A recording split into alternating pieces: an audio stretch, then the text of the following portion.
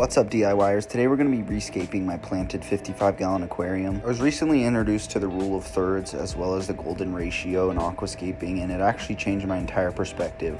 At first I scaped this tank kind of symmetrical. As you can see, there wasn't too much hardscape and everything was kind of even and symmetrical. Super rare to find symmetry in nature, and that's the entire point of this tank, is just to make it look as natural as possible. With the rule of thirds, you basically break your tank up into a grid. The goal is to not center anything inside of any of the little boxes. You're supposed to get as close to that little edge of each box as possible. Kind of really confusing. Basically, you just want your main focal point to be off to one side or the other. If you're going for a natural look, symmetry really isn't going to do it for you. It just looks wrong. So I started this scape off on the left side, as you can see, with that main piece of driftwood. That was going to be my focal point, and from there I started building off that, moving the plants, and I went back and forth a bunch of different times, moving plants back and forth, trying to figure out what looked best and what looked most natural. Overall, just what looked pleasing to my eyes. After all, I'm going to be the one looking at this tank. I really focused heavily on this left side first. I wanted to make sure it was perfect, and then from there I could move downwards. It's kind of just trial and error. Move it, see if it looked good. If not, move it somewhere else. Once I moved this rock over to this corner, it kind of helped fill in that gap, which I thought was a really good idea. I had some trouble with the center. I wasn't sure if I should just leave it blank or what exactly I should do in the center. I definitely need to get some more plants for this tank. Maybe a good carpeting plant would be awesome. To figure out what to do with this massive bunch of hornwort was a little bit challenging, but I decided to throw it behind the driftwood and give it a little bit of depth back there, which I think it turned out perfect. Went to sleep, thought about it all night, came back the next morning and started rescaping. I wanted to move that Brazilian pennywort back to the corner.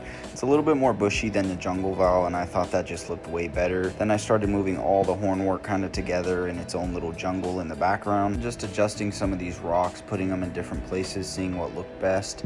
Then I wanted to move these stem plants out of the way so you could see that jungle vowel a little bit more. At this point, I'm just ever so slightly adjusting things here and there, trying to make it look the best it can. Still wasn't 100% sure about this right side, so I kept moving things around a little bit, trying to figure out what was wrong. Definitely think I could use some more foreground plants in this scape, but for now we're working with what we got. I got a good amount of plants here, so I'm pretty confident that I can make it look as good as possible. Just flattening out some of the sand, getting the last touches here. I was probably about 95% satisfied with this scape so far. I completely love the left side and think it's 100% done. I'm just still kind of working on this left side over here.